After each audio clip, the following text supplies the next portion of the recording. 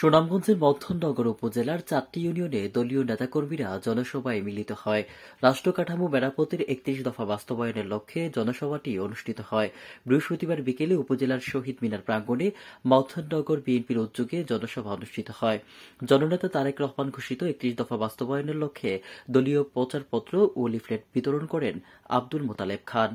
জনসভায় সভাপতিত্ব করেন উপজেলা বিএনপির আহ্বায়ক কমিটির আহ্বায়ক আবে হায়াত, উপজেলা আহ্বায়ক কমিটির ১ নং যুগ্ম আহ্বায়ক আব্দুল কাইয়ুম মজনু ও সদস্য কামাল হোসেনের যৌথ সঞ্চালনায় প্রধান অতিথি হিসেবে বক্তব্য রাখেন সুনামগঞ্জ ১ আসনের বিএনপির মনোনয়ন প্রত্যাশী ধর্মপাশা উপজেলার সাবেক চেয়ারম্যান, ধর্মপাশা উপজেলা বিএনপির সাবেক সভাপতি, সুনামগঞ্জ জেলা বিএনপির সাবেক সহসভাপতি, সুনামগঞ্জ জেলা বিএনপির বর্তমান আহ্বায়ক কমিটির অন্যতম সদস্য, কারা নির্যাতিত জননেতা আব্দুল মোতালেব খান।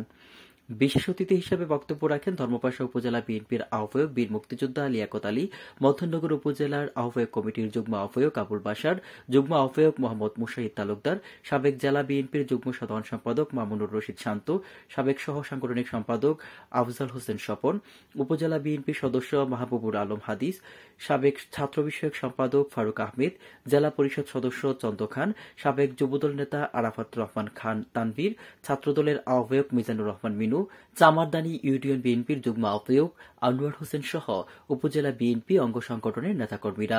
মনোনয়ন প্রত্যাশী আব্দুল মোতালেব খান বলেন, সন্ত্রাস, চাঁদাবাজ, লুটতরাজের হাত থেকে এদেশকে রক্ষা করতে হবে। আসুন সবাই মিলে তারেক রহমানের নেতৃত্বে ঐক্যবদ্ধভাবে কাজ করি।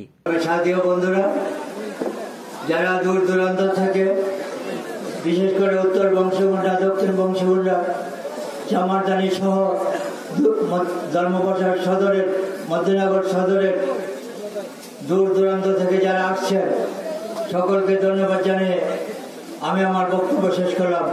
বাংলাদেশ জিন্দাবাদ, শহীদ জিয়া অমর হোক, দেশনেত্রী বেগম খালেদা জিয়া জিন্দাবাদ, জননেতা তারেক রহমান জিন্দাবাদ জিন্দাবাদ। কেটিভি বাংলা, বিশ্বের চোখে বাংলাদেশ।